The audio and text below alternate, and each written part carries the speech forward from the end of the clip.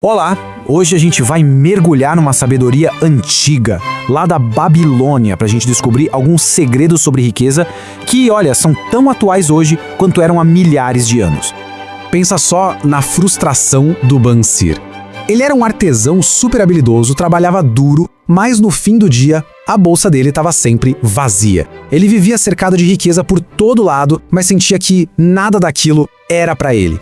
E essa dúvida do Bansir, né, é uma pergunta que muita gente se faz até hoje. Então ele e o amigo dele, o Kubi, decidiram que já chegava. Eles foram procurar a única pessoa que poderia ter a resposta, o Arcade, simplesmente o homem mais rico de toda a Babilônia.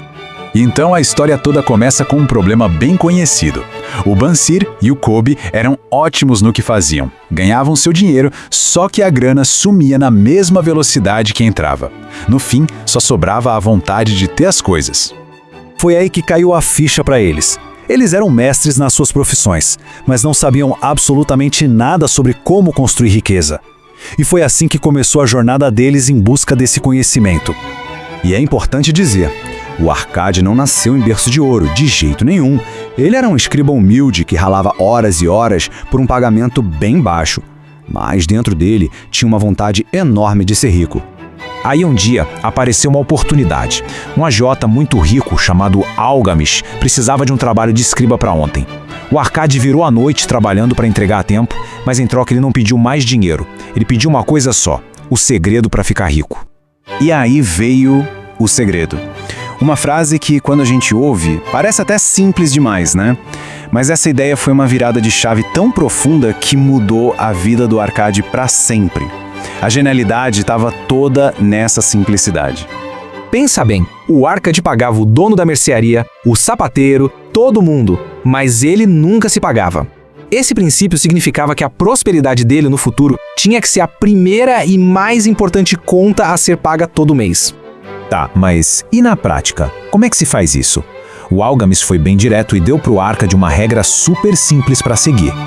A regra era clara. A cada 10 moedas que entravam, uma tinha que ser guardada. Só uma. Não importa o quanto se ganhe. Parece pouco, né? Mas é aí que tá a mágica. Essa é a sementinha da sua futura fortuna.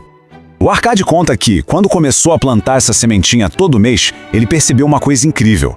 Aquele dinheiro não fazia falta no dia a dia. E mais, parecia que, depois disso, o dinheiro começou a chegar com mais facilidade para ele. Mas olha, só guardar essa primeira parte é só o começo. O próximo passo, que é crucial, é botar esse dinheiro para trabalhar. É transformar cada moeda num verdadeiro escravo de ouro. E o Arcade, como todo mundo, aprendeu do jeito mais difícil. Ele levou um tombo logo de cara. Na primeira tentativa de investir, ele confiou num fabricante de tijolos para negociar joias e perdeu tudo. Mas ele não desistiu. Aprendeu a lição, pedir conselho para quem entende do assunto. E isso fez toda a diferença. Então, a sabedoria que o Arcade espalhou pela Babilônia pode ser resumida num plano de 3 passos bem claros.